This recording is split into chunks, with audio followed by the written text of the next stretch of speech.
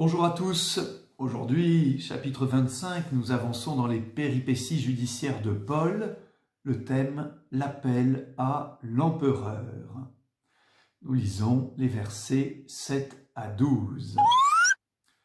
Quand le procurateur Festus fut arrivé, les Juifs descendus de Jérusalem l'entourèrent et multiplièrent contre Paul de graves motifs d'accusation qu'il ne pouvait pas démontrer, tandis que Paul se défendait. Je n'ai commis de faute ni contre la loi des Juifs, ni contre le temple, ni contre l'empereur. Festus, voulant accorder une faveur aux Juifs, s'adressa à Paul. « Veux-tu monter à Jérusalem pour y être jugé sur cette affaire en ma présence ?» Paul répondit « Je suis ici devant le tribunal impérial. C'est là qu'il me faut être jugé. Je ne suis coupable de rien contre les Juifs, comme toi-même tu t'en rends fort bien compte. Si donc je suis coupable, et si j'ai fait quelque chose qui mérite la mort, je ne refuse pas de mourir.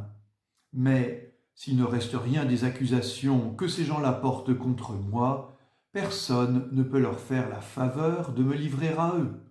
J'en appelle à l'empereur. » Alors, après avoir conféré avec son conseil, Festus déclara « Tu en as appelé à l'empereur, tu iras devant l'empereur. » Le chapitre 25 continue le périple judiciaire de Paul, maintenant devant le nouveau procurateur romain Festus. Les mêmes accusations sont portées par les mêmes autorités juives. Atteinte contre la loi, atteinte contre le temple, sédition, révolte contre l'empereur. Luc note que, à nouveau, Festus veut céder par faiblesse, comme Ponce Pilate, et permettre un procès à Jérusalem qui serait dangereux pour Paul. C'est pourquoi Paul en appelle en tant que citoyen romain à l'empereur, qui est alors le pourtant tristement célèbre Néron. Nous sommes mal renseignés sur la procédure juridique de l'appel à l'empereur. C'est un peu une sorte de procédure d'appel réservée aux citoyens romains. Festus semble au fond bien soulagé de se débarrasser de Paul et de cet épineux problème.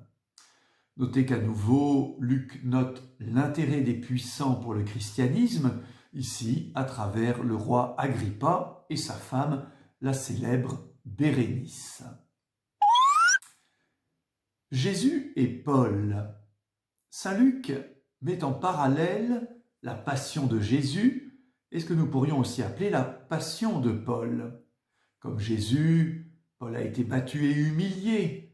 Comme lui, il a dû comparaître devant le Sanhédrin, puis devant les autorités romaines.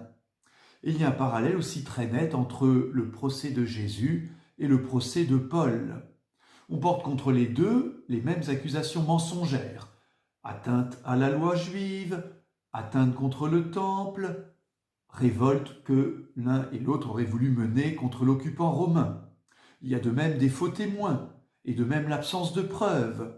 Ponce Pilate et Festus reconnaissent l'un et l'autre que Jésus et Paul sont innocents, et pourtant, par faiblesse devant la pression des autorités juives, ils ne les libèrent pas.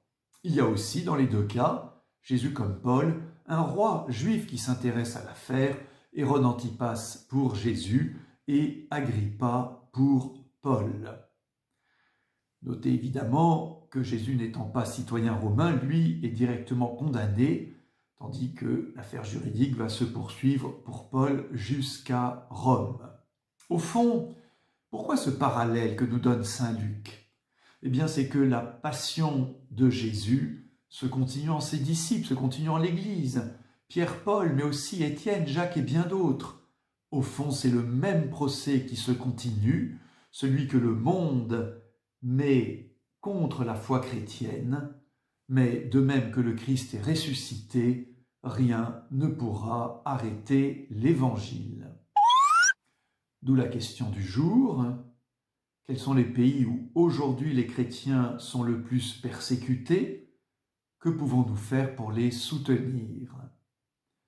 Prions l'Esprit Saint. Dieu notre Père, envoie ton Esprit Saint pour réconforter le peuple chrétien dans les épreuves, affermis nos cœurs pour témoigner de Jésus en toutes circonstances. Amen. Et à demain